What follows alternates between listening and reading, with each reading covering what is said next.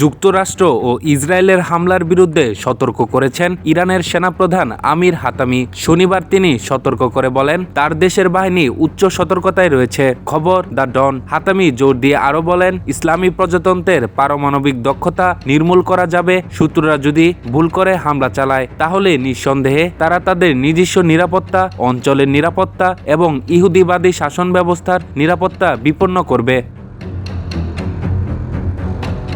Hatami উল্লেখ করেন, ইরানের সশস্ত্র বাহিনী সম্পূর্ণ প্রতিরক্ষামূলক এবং সামরিক প্রস্তুতিতে রয়েছে।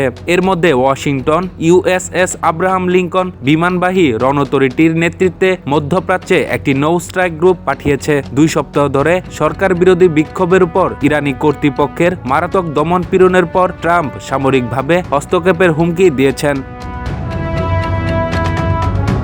এই মোতায়েনের ফলে ইরানের সাথে সরাসরি সংঘর্ষের আশঙ্কা তৈরি হয়েছে। ইরান বলেছে, আক্রমণের ক্ষেত্রে মার্কিন ঘাঁটি, জাহাজ এবং মিত্রদের, বিশেষ করে ইসরায়েলের উপর ক্ষেপণাস্ত্র হামলার মাধ্যমে প্রতিক্রিয়া জানানো হবে। শুক্রবার ট্রাম্প বলেছিলেন, তিনি মনে করেন ইরান আমেরিকান সামরিক পদক্ষেপের মুখোমুখি হওয়ার পরিবর্তে তার পারমাণবিক ও ক্ষেপণাস্ত্র কর্মসূচি নিয়ে একটি চুক্তিতে আলোচনার চেষ্টা করবে। এর আগে ইরানের পররাষ্ট্রমন্ত্রী আব্বাস আরগাচি বলেন, তেহরান পারমাণবিক আলোচনার জন্য প্রস্তুত, কিন্তু তার ক্ষেপণাস্ত্র এবং প্রতিরক্ষা নিয়েও কখনো আলোচনা করা হবে না।